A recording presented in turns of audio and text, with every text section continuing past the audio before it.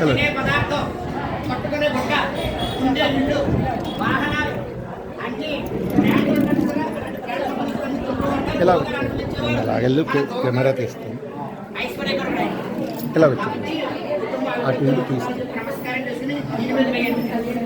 ఇంటికి బండికి రూటు లేకుండా చూడాలి. మీ పిల్లలు బాగుండాలి. పైన మీద వేయండి. భక్త అందరి మీద